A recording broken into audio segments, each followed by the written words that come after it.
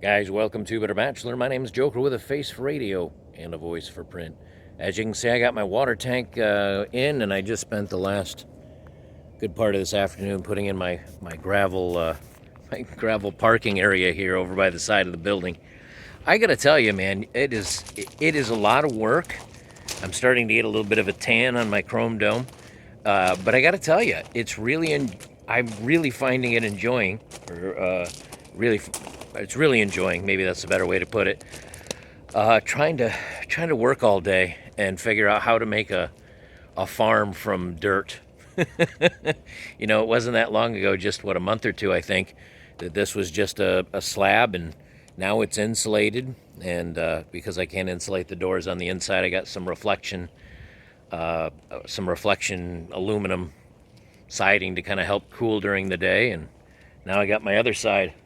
I got my other side to work on over here. But I thought today I haven't been inside to really look up any topics, but I thought today I'd talk about how one thing I'm noticing the more that I go online and look around is that it seems that the single, straight, stoic, strong,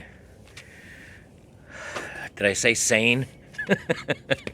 It seems like we're the ones that are now the out group. When I was growing up, it used to be that in the '80s there were the punks. Where they had the multicolor mohawks, and they wore leather jackets with spikes sticking out of them, and that was pretty popular. Like late '70s, maybe '80s, and then towards the later '80s, it was the guys with mullets and long hair and denim jackets and ripped jeans with the Metallica patches on it, and Judas Priest patches, things like that.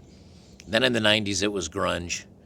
I don't even really know what it was in 2000, what the counterculture was. But now I'm quite sure if you're sane, single, stoic, strong-willed, maybe simple-minded, simple to please, I don't know, that you're now the counterculture. That you're not the normal guy anymore. That you don't fit in with society. You don't have any special words to call yourself. You don't belong to any ostracized or any special groups. You're just trying to figure out what the hell you're doing in the world. And I think that's a good thing.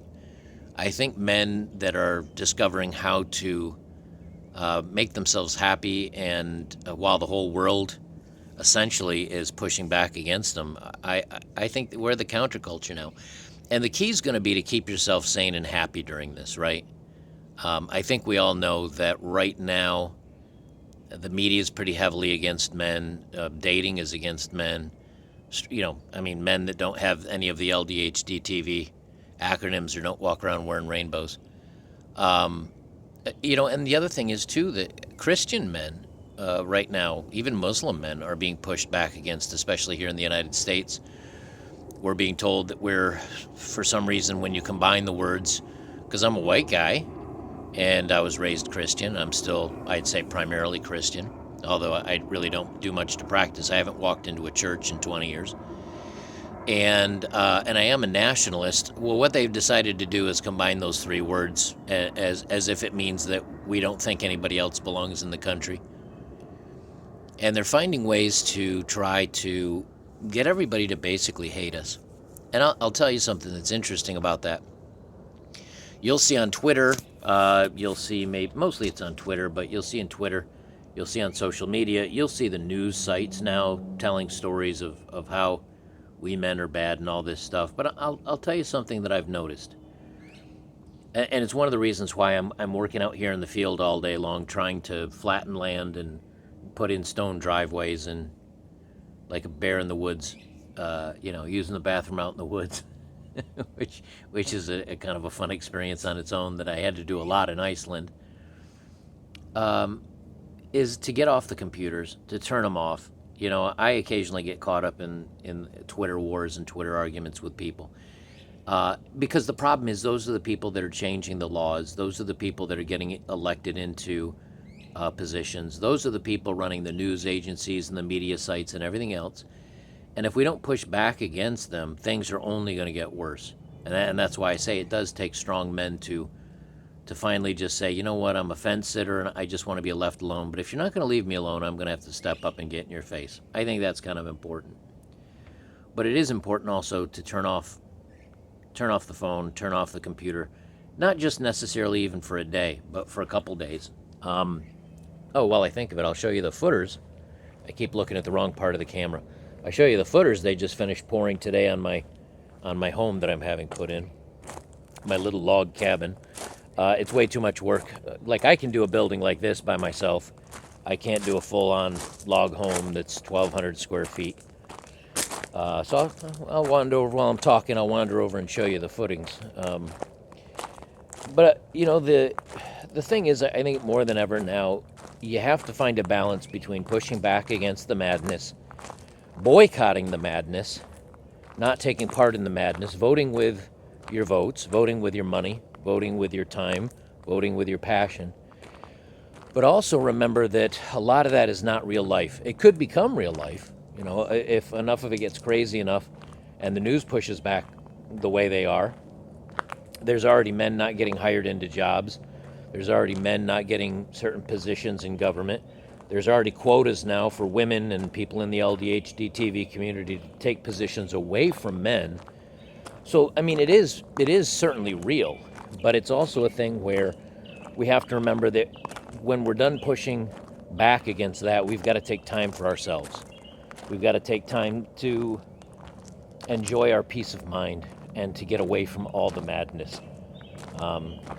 I think that's pretty important, and I'm kind of reminding myself of this as well, and I hope you guys remember it, because it's very easy to get caught up thinking the world hates you and that everybody's out to get you, and it can put you in kind of a bad place. There's a gentleman, his name was, if I can remember it right, Marvin, oh gosh, what was Marvin's last name? Marvin Heemeyer, I think it was. He's a guy that almost 20 years ago to the day, on June 4th of 2003, I think it was 2003. Anyway, this guy, he was just a simple muffler shop repairman, and the county pushed back against him. He got in arguments with the local church. He got in arguments with a concrete company that opened right up next door to his land. He got in trouble for not having permits for enough septic for his land. And the guy just went nuts. And if you Google, as a matter of fact, Killdozer, right? The first part of that word I can't say because it's YouTube. But the second part, the dozer part, if you look him up, this is a guy that took a bulldozer, coated it in quick setting concrete and basically steel, welded it all together, and then he went on a rampage. The guy didn't hurt anybody other than himself. He took himself out with a slug to the head at the end of all this when he finally got trapped in a basement of the building. But he didn't hurt anybody. But he did destroy about $7 million in property and about 13 buildings. And what he did is he attacked everybody that wronged him, he felt.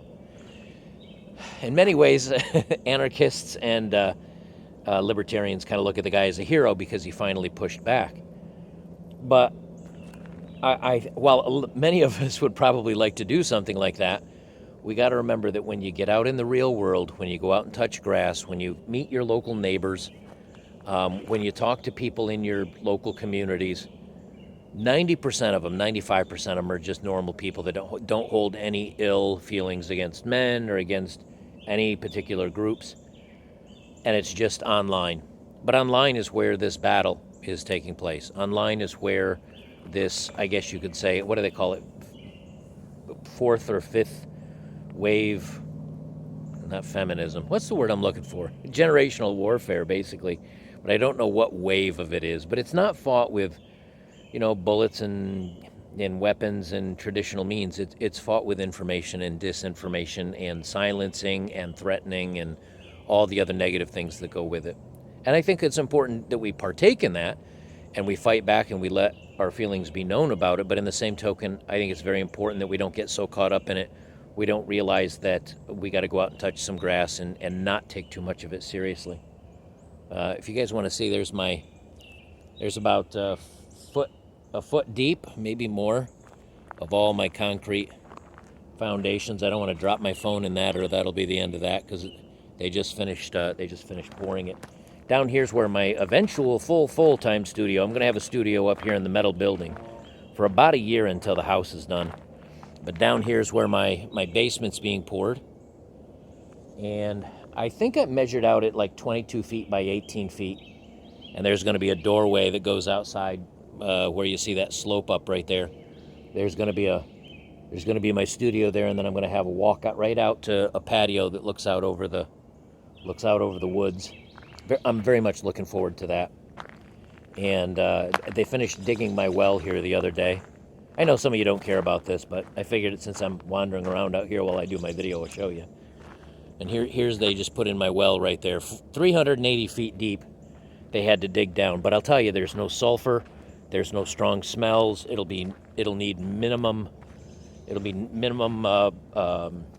conditioning, and I'll have fluoride-free clean water, which I'm also looking forward to.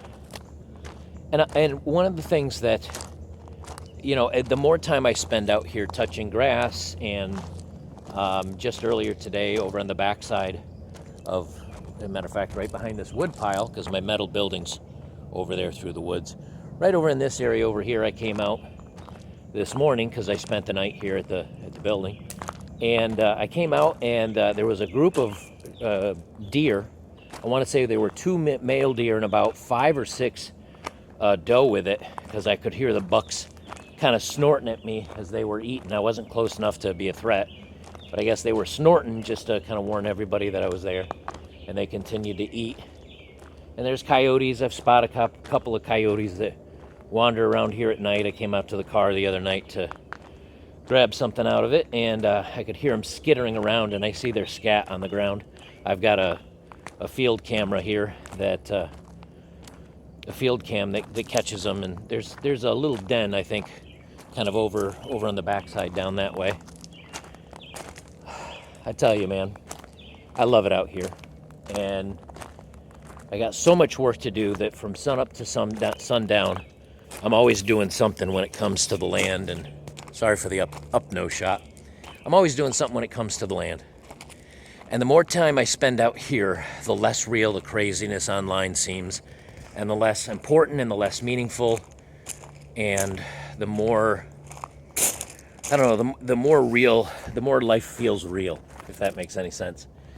Try to hold this so I don't cover the lens there.